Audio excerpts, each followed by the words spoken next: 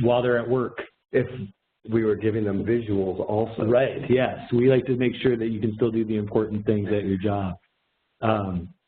So yeah, thanks for introducing us. As Ted mentioned, Tim and I both work with Stuart's Opera House down in Nelsonville, Ohio.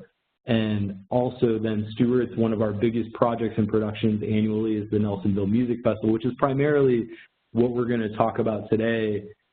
And specifically in terms of its development and community engagement around putting on an event like that. A little bleep bloop there came in. I'm going to assume that's just because of the line. I'm not going to let it shake me. But I figured before we get started talking about the festival, it would probably be a good idea to kind of introduce ourselves maybe a little bit more, and then also talk about the basic kind of information about Stuart's and the Nelsonville Music Festival for people who aren't familiar.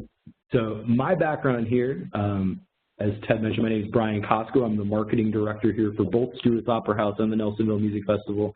I've been with Stuart's and the fest since 2007. I started my first 2 years here as an AmeriCorps Vista member at Stuart's Opera House, and then I've worked here full-time since. And as a small staff, you know, a marketing role kind of encompasses a lot of different things, but I always kind of describe my role in a really general way as I am here to let people know about Stuart's and the festival and what we do and get them to come. And that includes, you know, media relations, web design, graphic design, press release and promotion, social media, any of those other things that you could think about. It's a general safe rule that if you see something related to the festival, that I've probably put that into the world at some point or tried to. And then my role is similar here at Stuart's Opera House for the events and programming that we do year-round. Tim, do you want to tell them a little bit more about yourself? Yeah, my name is Tim Peacock, and I'm the executive director of Stuart's. I've been here since 2002, I believe. And the Nelsonville Music Festival, as Brian mentioned, is our biggest production of the year. Essentially, we run a nonprofit arts organization in what is usually the poorest county in the state of Ohio. So we are constantly, like everyone else involved with nonprofits, are trying to figure out new ways and innovative ways and creative ways to keep our doors open. Oftentimes those revolve around fundraising and development. The Nelsonville Music Festival was born out of that idea in 2005. How can we do a fundraiser within this community where all of the work that we all have put into fundraisers amounts to potentially more revenue than, say, a bake sale or even a silent auction, and the festival sort of came out of that. We were having success with producing music events, concerts specifically, of varying genres, but Stuart's Opera House only has 440 sellable seats, so our gross potential to create income from concert sales, from ticket sales, was limited by our capacity. And therefore, we started the festival because we can now sell hopefully 5,000 or 6,000 tickets. And the big part is hopefully. Yeah. And I mean, and I think that's important too, and we'll get into that a little bit more, maybe a little bit later. You know, just like anyone else in any other type of event, there's a lot of risks and variables and unknowns with doing something like this. But also over the years, we've managed to do everything I think that we can to prepare for those different scenarios and the different ways the festival is shaken out to some degree. This is our 14th year, and so it's been interesting to watch it not only grow, but kind of get a handle more on, the kind of things that make it up across the board, whether that is, budgetary related to what you expect to bring in from certain things at the festival, or even just logistic and layout with the way things go. And it'll be really interesting to talk about that later, especially if folks have questions, to kind of see if, we've had Tim, especially being that he's been here for all 14 festivals. Well, 13. You haven't been to the 14th one yet. That's next weekend. But myself, this will be my 12th coming up as well. And so it's been really interesting to see how this event has grown over the years and how it has developed and continued to engage with the community around it. And so that's something that we'll end up talking about a lot too here throughout this process. Why don't we? Yeah, let's do it. So, I mean, obviously our work at Stuart's Opera House, being a nonprofit in our community here in Nelsonville and in Appalachian, Ohio, our focus is on presenting arts to our community and keeping the doors of this historic theater open, and also related to economic development and tourism, things like that in our region. Doing some of the Nelsonville Music Festival, and Tim alluded to this earlier, I think, with the initial idea to start it, was to kind of bring not only a fundraising event to Stuart's, but also to bring what we do out into the community even more. And so you can have these events in Stuart's in the theater. But now, you know, the first festival was actually on the square right out in front of Stuart's. And so it literally was bringing kinds of activities and the kind of work we do at Stuart's right out into the community. From there, it's grown from a one-day event to now a four-day event with over 60 bands and all sorts of other things. But remaining at the center of that idea and vital to it has been doing something that is a community event, doing something that engages not only our audience, but involves all the different partnerships within our community to make something like NMF happen. So there's a lot of different examples of that over time. One, I think that's a pretty easy one off the bat would be our zero waste program. And so at Nelsonville, we've, since the beginning, thought it was really important to leave as little of an impact on our environment as we can, which of course with 500 to 7,500 people coming over the course of 4 days and spending time there and camping can be a difficult thing. And so we've partnered with and hired Rural Action Zero Waste Initiative, which interestingly enough, too, is now its own business that spun out of starting at the Nelsonville Music Festival. And so years ago when we first started the festival and wanting to do a zero waste program, we approached Rural Action, the local nonprofit, about helping us with this idea. And literally that started a new business for them. And they go around and do this at other festivals now. The Nelsonville was sort of the initiator of that and the first kind of test pilot for that program. The idea being here not only to bring in people that know what they're doing and that have a place in the community as well, but it also, in theory, makes a little less work for us. We're really good at putting on events and shows, but, you know, me and Tim don't have as much experience, say, with, like, making an event zero waste. And so what you do is you identify the people who do know that kind of stuff and work with them. Can I interrupt? Of course. I would like, before we get into too many details about the sub-parts of the festival, I think, so I mentioned that the festival was born out initially primarily as a fundraiser for Stuart's Opera House. Everything Stuart's Opera House, of course, does is related to supporting our community and community engagement, which is what the subject of this webinar is. So over the last 13 years, even though the fundraiser aspect of the festival is still crucially important to the annual budget of Stuart's Opera House, the community involvement only continues to grow every year. And it has grown in ways we never anticipated or implemented or even dreamed. It has taken on, as I think anyone would hope a community event would do, it's taking on a life of its own. And we've hinted at the Nelsonville Music Festival having the end of its lifespan in the past, and our community has told us, no. It's not an option. It's not an option. And so the zero waste component that Brian talks about, the festival has over 500 people who volunteer for the festival every year, from setup to working during the event in the zero waste area or in the beer garden or in the campground, in the merchandise tent, all areas of the festival, security, and then they are also here helping on Monday and Tuesday after the festival with cleanup.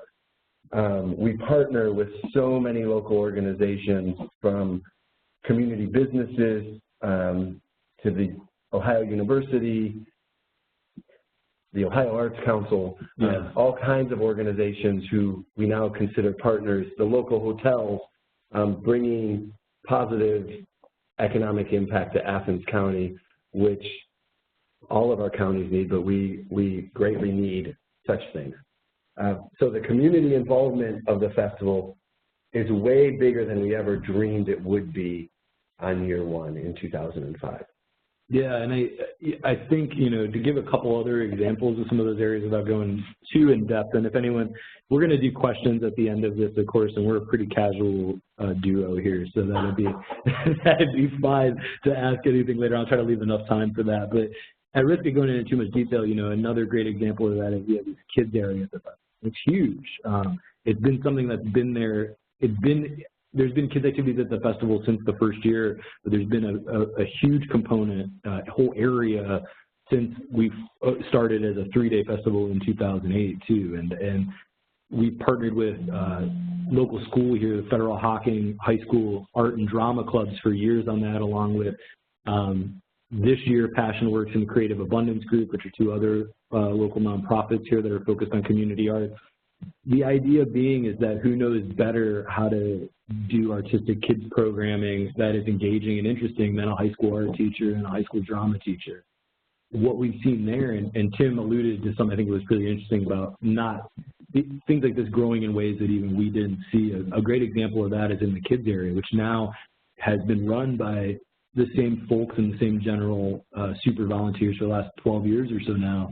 We're seeing kids grow up in that kids area, and what's happening is not only they're growing up attending and going to it, but then eventually they hit high school, and if they're at that school and in that program, they start volunteering and helping out. And then when they graduate high school and go on to college and go elsewhere, they're still coming back and volunteering in that kids area again on their own accord.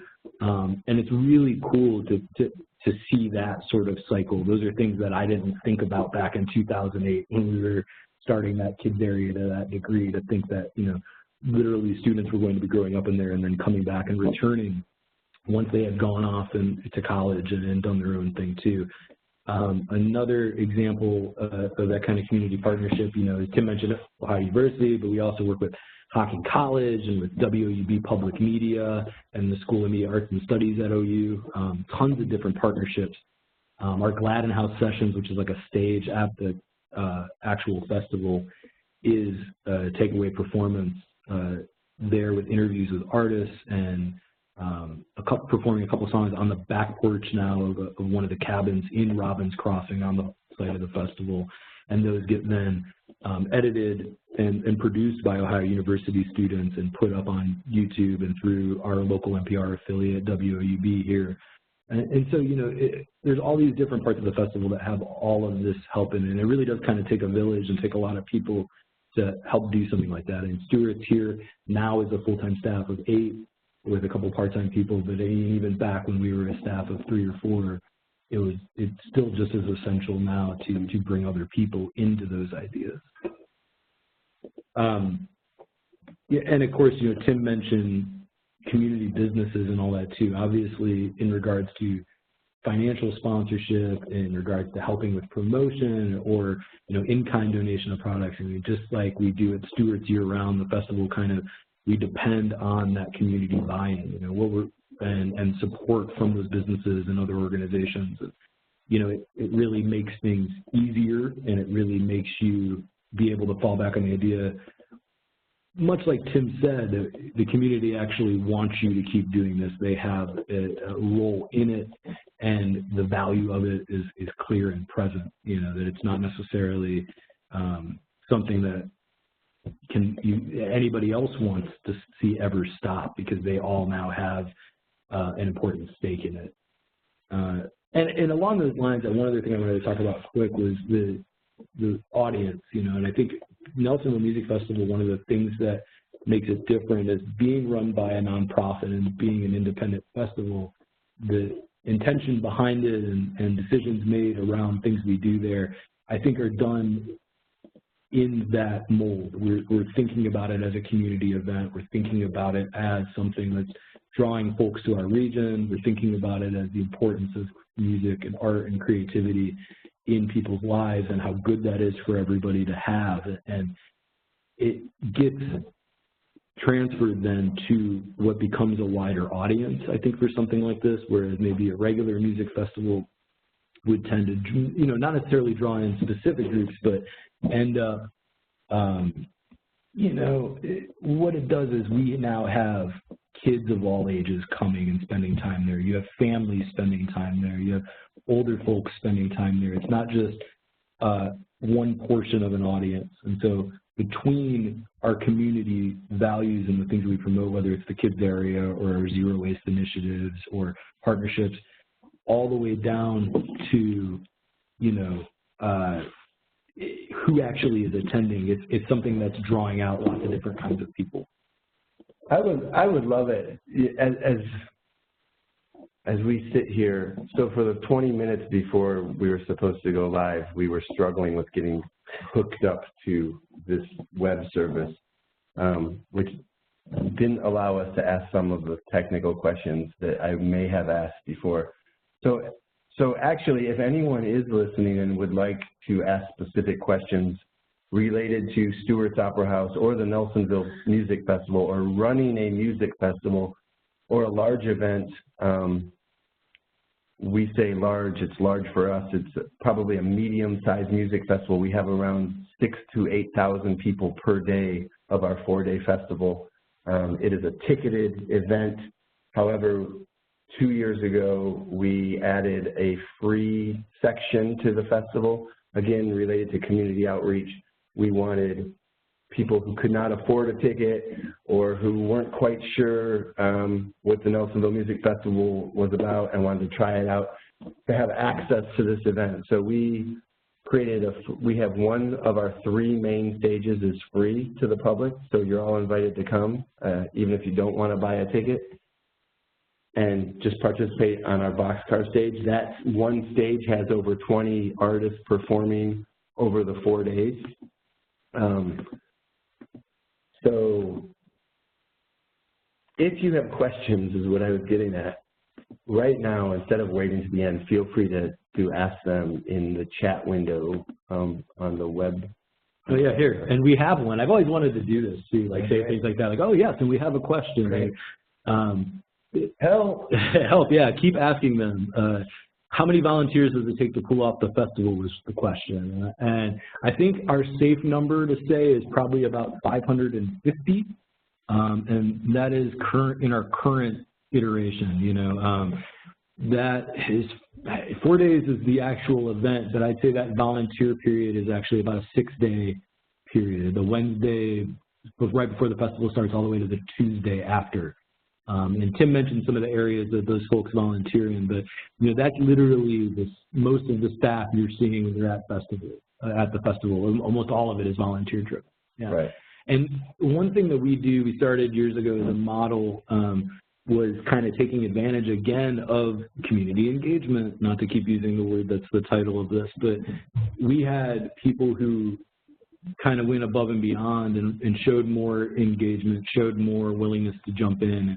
Years and years ago, we added in supervisors to each area of the festival. And so besides the number of people that just volunteer and sign up, we have this army of 24 folks or so that run each of the areas of the festival. So we have a couple beer supervisors. We have a couple people that run the campground and merchandise and check in the bands and do hospitality, all those different things. And so they then have shift managers who are kind of super volunteers under them, and then the regular volunteers there as well. And that model, we think, kind of ensures that, you know, there's people that always are comfortable and know what they're doing and able to dispense that information to new folks.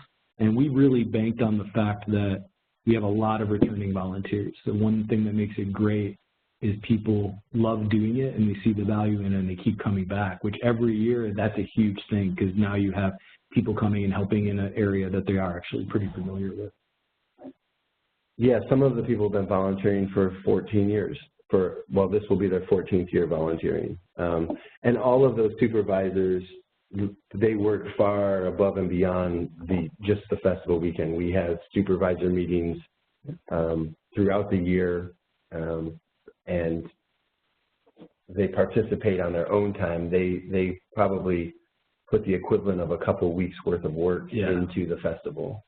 And just to give you another idea, I guess, too, volunteers at the festival, anyone can sign up. It's a 12 hours total of commitment over the 4 days or over the weekend. 3-4 hour shifts, and that gives you a free weekend pass and free camping as well. And you get 2 shoots, so not a bad deal. We have another question, which is exciting. Keep them coming. And I don't know if I totally understand exactly the context of this, but I think we'll figure it out. It says, what type of local programming does Stuart's Opera House engage in? Let me go ahead. jump in. So Stuart's Opera House, so again, to try to make something as clear as mud, the Nelsonville Music Festival is essentially Stuart's Opera House. It is our biggest production of the year.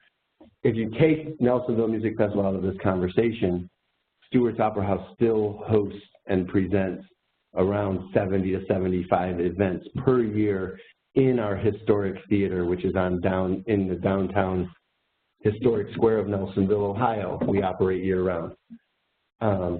We host and produce live music concerts from mostly national touring artists. And we also we have an in-house community theater group called the Athenian Berean Community Players. They produce 4 to 5 productions per year on our stage. We host a local dance company. They have their annual spring dance concert. And then a variety of other things. We've done mini film festivals. We've had art films. We have all kinds of weddings and corporate meetings in our space. What else, Brian? Well, we have a huge arts education program, too, which OAC has been a part of for years, Ohio Arts Council and numerous other folks. And that is about 7,000, I believe now, is the number of K-12 students a year that we work with the arts programming some way. With our new expansion that we've done recently here at Stuart's with new space and a capital campaign, we now actually have room to do a lot of this arts education programming we didn't have space for before. And also, hopefully, we'll be moving some of those models into community and adult programming as well. So we have a Stuart's Opera House after-school music program that actually they play at the festival every year to tie back into that. Yeah, it's pretty incredible. We do have a program for adults. We started 2 years ago a creative writing program for adults and seniors. We have the after-school music program that Brian mentioned. We have a yellow bus program where the majority of our kids get bused in to the Opera House to see performance art on our stage. We also do artist in residency programs where we hire artists and take them into local school groups. Yeah, the other one I was going to say, which is actually now in its second year and now kind of finding its legs really nice, is we restarted the Nelsonville-York drama program, which is a great example of kind of, I think, what this arts education program we do here can do and what nonprofits can do in regards to arts education. And so what we noticed is the Nelsonville-York drama program didn't exist, and it hadn't for years. In fact, Emily Prince, who's our education director and does wonderful work with all of that here, I believe actually said that no one remembered the exact last time that they had a play there. And so we hired a teacher, we started a program, we worked with the curriculum director in the school to develop a drama club that Stuart's ran as part of our arts education program with the school, literally in the school. Students practiced there and came here as well and practiced at Stuart's, and then they did performances at the Opera House at the end. So this was their second year doing that, and did the same with the art program too. Yeah, related to that. So sometime, I believe it was during No Child Left Behind, where a lot of funding cuts happened in local school districts. Here in Nelsonville, Ohio, they actually cut the art teacher altogether in the middle school. So there was no art in elementary or middle school, and I believe it was an elective in high school. Yeah. Maybe the teacher was like the custodian or something, right? Which are often great artists. Well, I didn't mean to go there. It's okay. You're fine. So we now fundraise, and we pay for the middle school art teacher at the Nelsonville school, at the Nelsonville Middle School.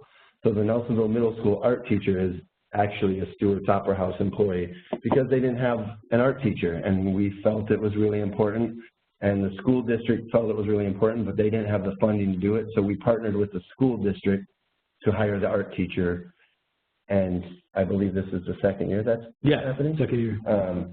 So that's another example of what Stuart does, which is not as public. That kind of information is not as public because it's not a performance. It's not the Nelsonville Music Festival. Right. And just to kind of finish up that thought, another thing that we try to do, we try to be very conscious of bringing our community into the events that we're doing. So obviously with the education program, that's a very direct thing. We're working with K through 12 students in our community, and then as a result, their parents and all that, and grandparents and families. But, the Nelsonville Music Festival has half-off resident passes for people with a Nelsonville zip code. We have kids 12 and under free at the festival, and 13 to 17 have discounted students, and then at discounted tickets. And then for events here at Stuart, too, we try to do a lot of free programming and be sure to, even when we're doing free programming, to reach out to the schools, especially if it's, musicians from other cultures, other countries, things like that. I really make sure to bring people in. We have another question. Great. Can I read this one? Yeah, go ahead. Then you can answer it. Okay. That sounds exciting. Switch it up. How do you engage with your advisory board, and how does your board provide leadership in support of Stuarts? That's a good question. And I found, I think, and Tim would probably agree, that this seems to be one of those questions that no matter what kind of nonprofit you work at, what type it is, how big it is, small it is, the eternal question of getting your board and your people involved and engaged. Man, Stuart's is lucky to have a very engaged board, I would say, and a few particular people that even within that devote on the ground time. And what I mean by that is, to give you an idea, some of those supervisors that I mentioned before that we have for the Nelsonville Music Festival that Tim said, do the equivalent of a few weeks of work, several of those are board members of ours. A few weeks might even be. That might be an understatement. Yeah, because the festival alone is a few weeks worth of work. It's 2 weeks worth of work if we do 4 18-hour days at least. Yeah, and so I got to say, as an employee, and obviously I've been here, I mentioned, for almost 11 years, so it's been different. I've had a chance to work with those couple board members a lot over the years, both at Stuart and here, and our board as a whole. But there's nothing that makes you feel more like your board gets what you're doing than being like working literally next to a few of them for those 4 14-hour days. I think since I interact with the board directly even more often than Brian at monthly meetings and such, I think Brian is accurate. We have an engaged board. There are, just like any board I've served on or been part of, that there are some people more active than others. We also have an arts education advisory board that participates solely around the planning and coordination of all of our arts education programming. They meet with our arts education director, who Brian mentioned is Emily Prince, and they sort of come up with an annual plan, and then they bring that to me, and I take that to the board, and we hopefully just get their blessings. So far, so good. We present ideas that have helped the business and the organization continue to exist and be successful year after year. Yeah. And I mean, kind of along those lines too, it always helps, and I know this isn't an easy answer to that maybe, but it always helps to give them things. Well, I should say, first off, to identify the people that always seem to be willing to do a bit more, whether they are board members or, I think people on our Arts Ed advisory board are all people that Emily over the years has worked with, and slowly realized that not only has she worked with them, but these were the people that sort of rose to the top of being more interested, being more engaged, wanting to volunteer at things and help out. And so finding a way to channel that energy maybe a little bit into something like an advisory board, it always helps if those are the people that you have in place already. I mean, obviously, as Tim mentioned, I think in any gathering of people, you're going to have some who are really involved and some who are maybe less so, Our Arts Ed Advisory Committee is comprised of, I know, the superintendent of the local school district, higher education educators, high school level educators, and I believe junior high level educators, and an assistant principal from one of the local schools. So we try, related to the Arts Ed, we try to be really, really close to what our local school district is looking for and what they need, and where can we supplement and help in areas where they're lacking. It's taken us a little while to figure this out, and it's not anything new. That's, I think, what any successful education program does is provide the education that is most needed in a certain area. We also work with the local library systems and all kinds of people. Yeah, I mean, the trick is I think finding people that at their root already are excited to be involved and engage and believe in what you're doing. But then there's this other step too of making them feel like what they're doing is impactful and worthwhile. I know that go back to the festival, a couple of the board members we have that help out at the festival year after year have sort of taken on the roles that they grew into there. And I think also saw that they were a vital piece of that. They weren't standing around being an extra opinion, or they were literally involved and engaged in that whole process. So that always helps. And to not invent the wheel, like one thing I've had to learn over the years at Stuart, and I need to remind myself sometimes of too, there are lots of people who know how to do different things and bring different skill sets to the table, and you shouldn't stretch too much to try to move your own skill set, and instead just work with people who know how to do those things already and get what you're doing. I have definitely learned if someone comes to us and wants to help, they potentially turn out to be the best helpers you can get. So anytime someone comes to us on their own and really wants to help, we try to figure out a way to help them. We have a question here, and I'm going to read this one and let you answer it. Great. Well, I mean, I'll jump in too. But yeah, this is a tough one, and this is actually a really good question. Whoever asked this out there, this is the thing. Having a music festival as part of your nonprofit arts model can be a little risky. It says, is the music festival business growing, shrinking, staying the same? And how risky do you feel is the business for other groups who may be considering this model? Oh, God. I'll answer the first one a little bit, and then maybe you can, because I actually think now it might be growing a little bit again. I think it was growing a lot for a while. We were seeing a lot of festivals come up and then disappeared, and now there seems to be some more again all of a sudden. And so I think it is a business. It seems to a lot of people as something that seems like a really good idea, and I think that's why it goes through these ebbs and flows of growing,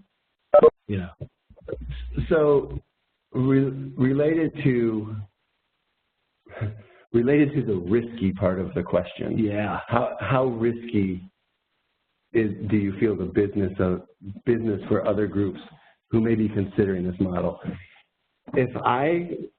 If you and I, whoever asked this question, were sitting in a room alone, I would probably say, don't ever do this. Because the reality is, and we've learned the hard way, because every year the festival has not made money. The festival, it is not a sure bet, for sure. And it does become, actually one year I wrote a piece that was in our program, I think it said something like, music festivals are risky business. Yeah. The trend nationally and internationally is constantly changing, probably like any industry.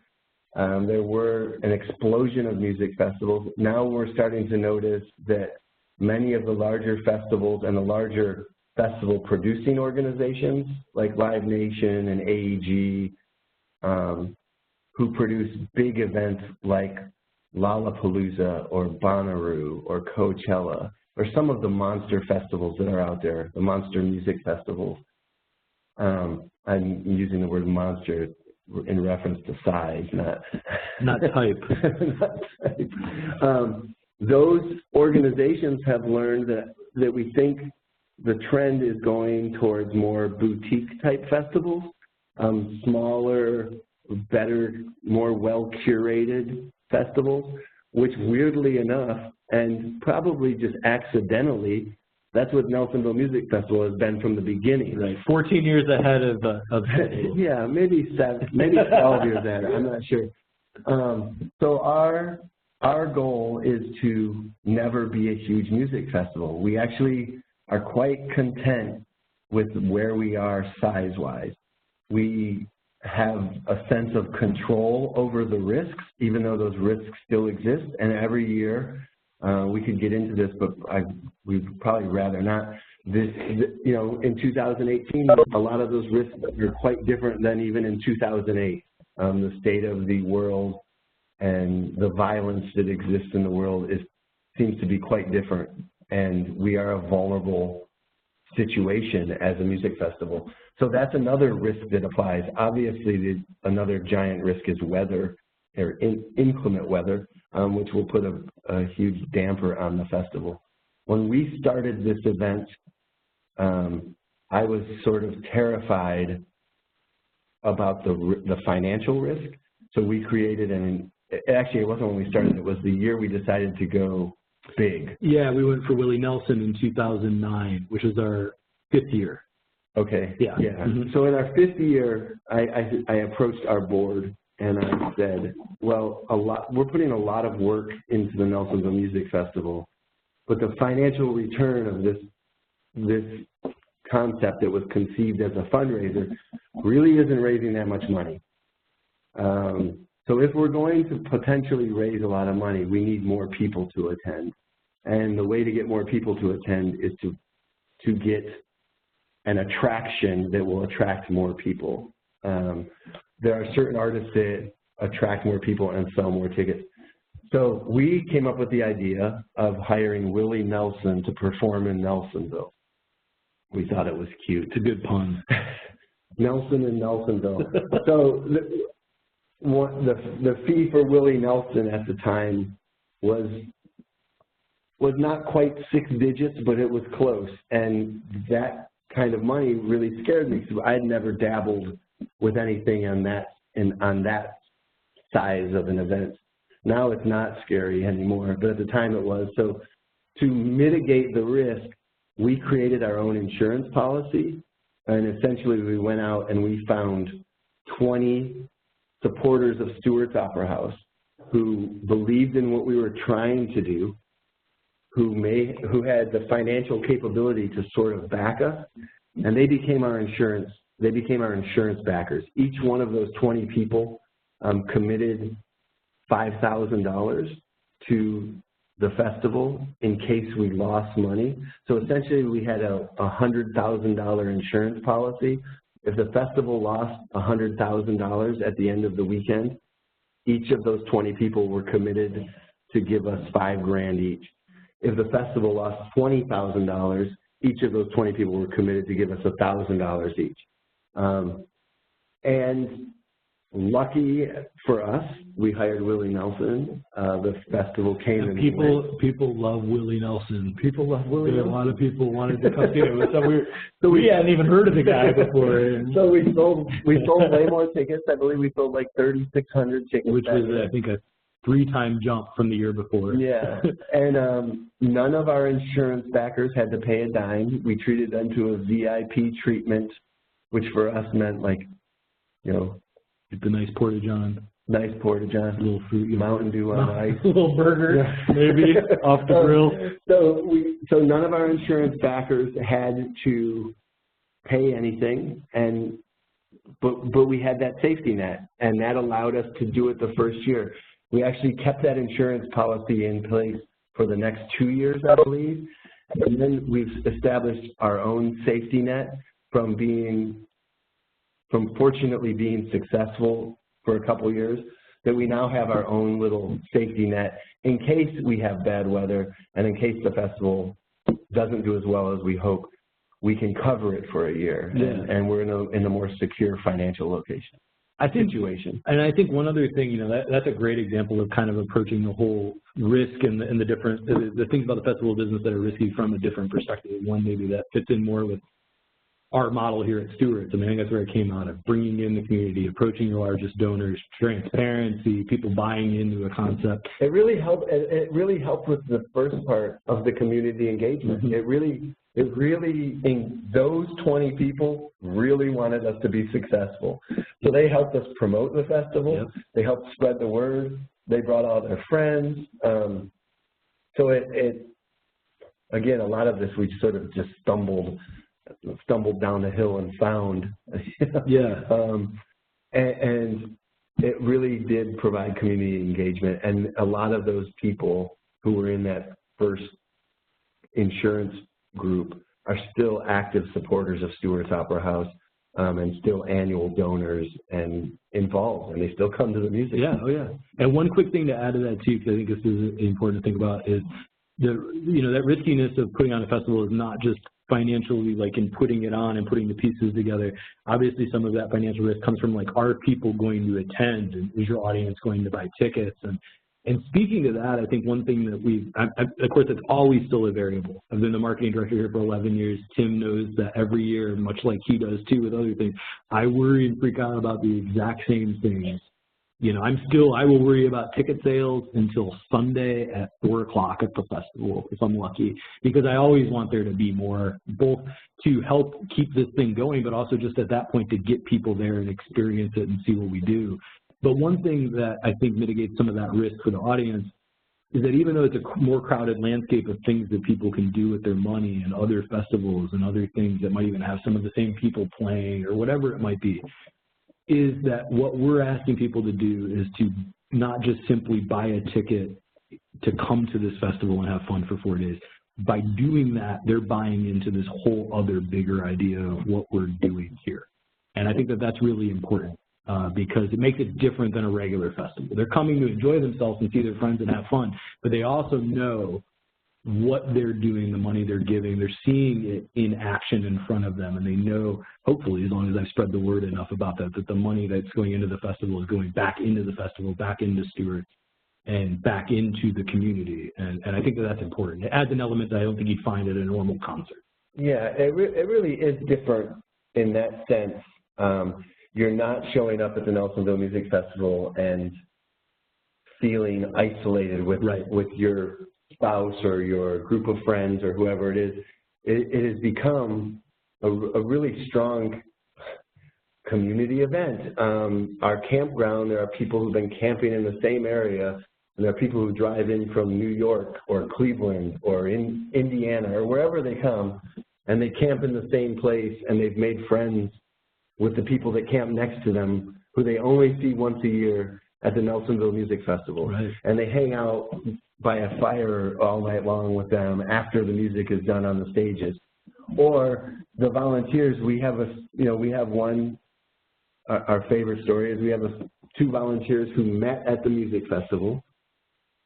Working together, I think, in the beer garden. They both volunteered in the beer garden. That's where they met. They've now been married for several years. They just had a child, and they still volunteer. It's still a thing. Now it's become a thing where the past couple of years now, their friends that they have together now, both sets of their friends from the past all get together and camp in the same area, and now there's a baby this year. You know, it's that kind of stuff. So we're creating community. We're unintentionally creating community that I just never even drew. Yeah. You know, I knew what we were doing was a good thing for this community, but the ways you see it now and learn about it is much larger than I ever thought. We have one more question here, and depending, I don't know how we're doing on time. I know we're getting close. If you have one more, send it on in. I'm sure Ted will let us know. We have 15 minutes. Oh, we have 15 minutes. Yeah, send some more questions in. So you can read this one if you want. I'll answer maybe first, and then you can go. Which NMF 2018 performers are you most looking forward to seeing or hearing?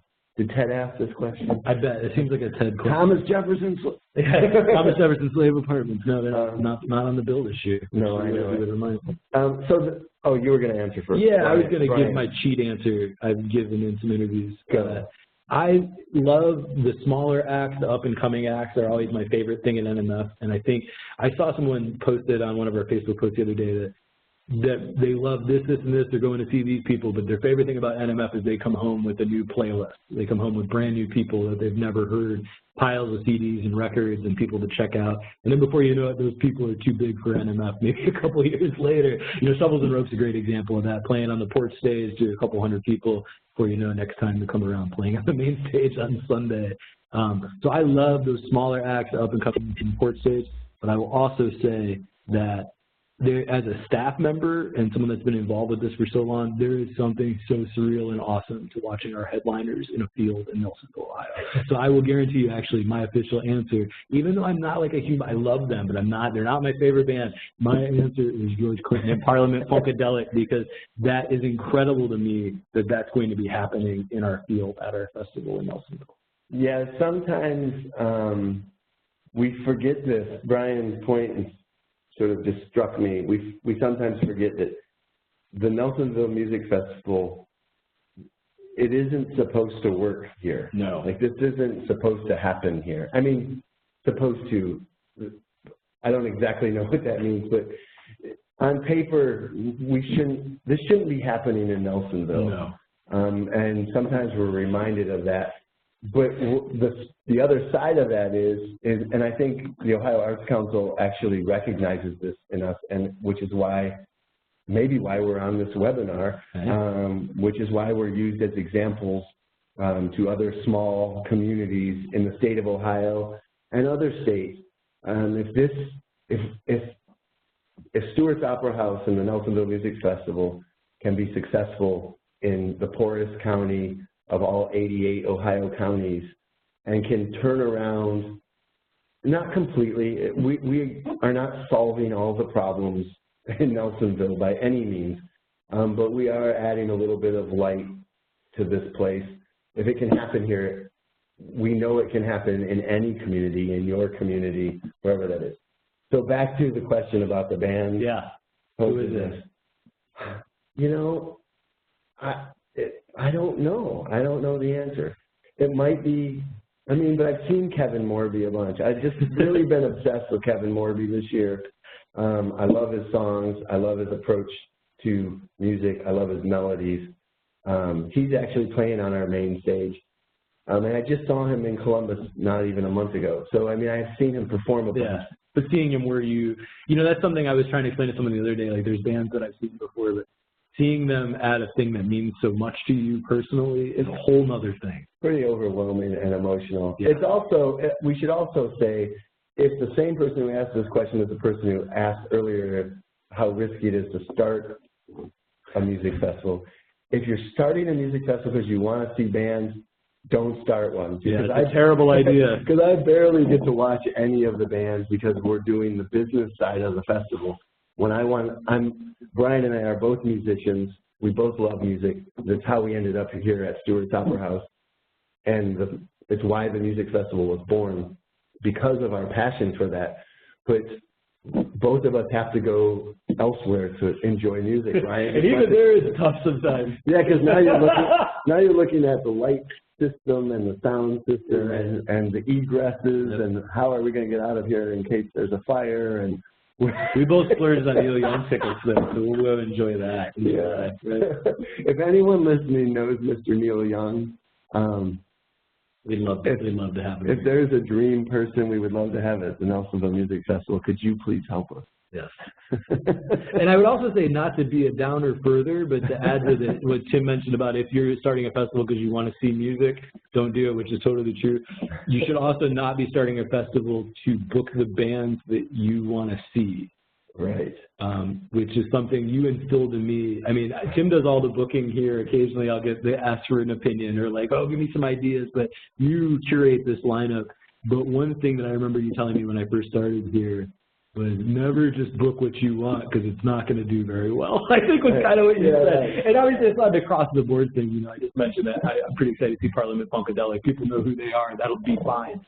But, you know, it's a good reminder, especially as you become a lover of music more and more. And, you know, it's been something that's been part of my life forever. And so as a record nerd and a music hunter and all this stuff, you end up getting into stuff that nobody else likes, you know, or might not like as much, or you have a really distorted view of how many people would be into it.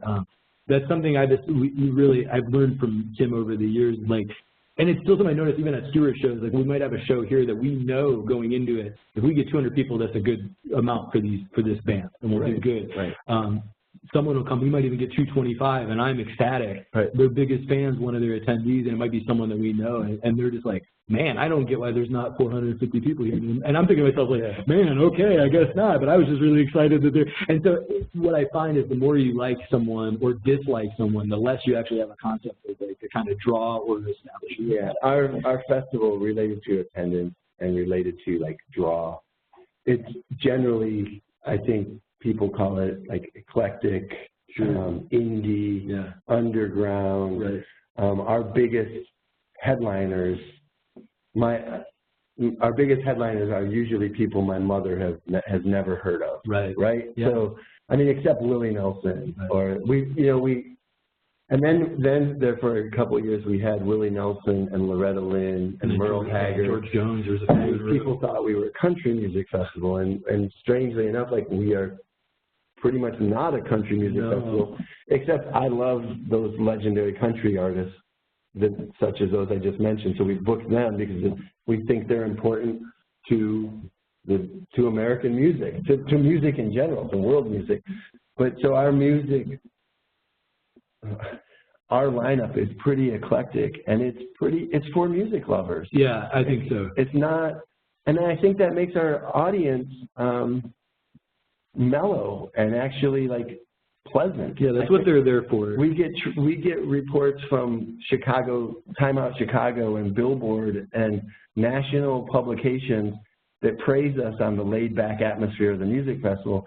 And I think it's somewhat related to, because people coming to it are really actually want to come and listen to music and check out new music and discover things, as opposed to maybe people who just want to go to Bonnaroo and party. I mean, obviously there's great music lovers who go to Bonnaroo every year, but there's also a big contingent of people that are just going because they know there's a huge party happening. Right. And our festival tends to not be overwhelmed with that kind of sentiment. Yeah. And we have the giant kids area that we talked about earlier, so that sort of buffers that. It makes it's really family friendly, but it's also, we also do have a beer garden, like, you know, it's a responsible, fun time. Yeah, agreed. Yeah, it's definitely a festival lineup for people that are that love music. No matter who it is that's playing or what genre, legendary or unknown, it are all people that exhibit a lot of creative energy and are doing really exciting things and are really fun to watch.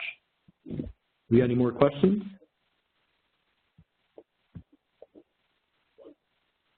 Probably do one more. We can just say whatever we want. We can say whatever we want right now. They don't even have us on a delay. Do that? Those are the kind of moments with making Ted worry, right? Ted's got his hand on the button. Yeah, you're not even hearing this part right now. Well, I guess I'll give a little... Someone did just ask a question. When do you start specifically organizing for the festival each year? So the 2019 festival. Ted's question to get us to stop talking. Yeah. Ted, put your finger on the panic button. The 2019 festival, we started organizing a few weeks ago. Yeah, seriously, and definitely the weekend of. I mean, Tim's not joking. I think he started working on some stuff. I have sent emails to agents about the availability of a few artists for next year, but mostly it starts. We finish the festival, we take a breather, we try to catch up on all of the Stuart's Opera House specific work. Or our lawns or things that have been dishes in the sink at my house. That has lagged behind. And then come fall, September, I start really pushing hard about trying to get the lineup together for the following year. Yeah. I keep a notebook at the festival too, and I think most other folks here on staff do too. You know, one thing about that is like, you know, you're planning all this stuff, you have lots of old festivals to look at, lots of notes, but seeing things in action and actually people interacting with the environment and being at the festival and doing things there, it's an entirely different way to look at it. So I do my best to try to take advantage of that, whether it's through taking pictures or taking of things and how they look when they work or don't work, and making notes of things. And then, of course, as a marketing director, you know, I am trying to talk. I hate talking about it this way because it seems non-genuine. It is totally genuine. I get a chance to talk to all the folks that I work with throughout the year, whether it's media or management or volunteers or supervisors, and I'm already doing groundwork for the year after too, you know, checking in on people, talking to them about, you know, how their experience is, if they're enjoying it, what they like, what they don't like. We're all kind of already soliciting feedback. If someone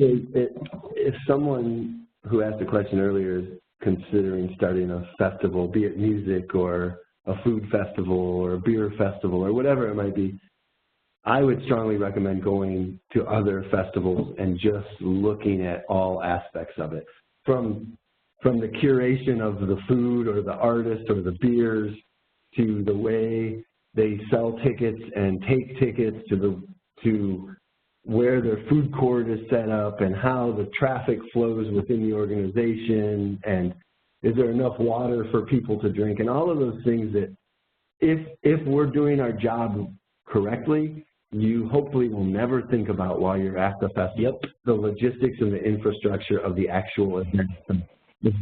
If we're not doing the job correctly, you're going to notice those things that are missing. Thanks, everybody. Is that we good? I'm good. Hey, that was a great webinar, you guys. Can you hear me? Yeah. Hey, Teddy.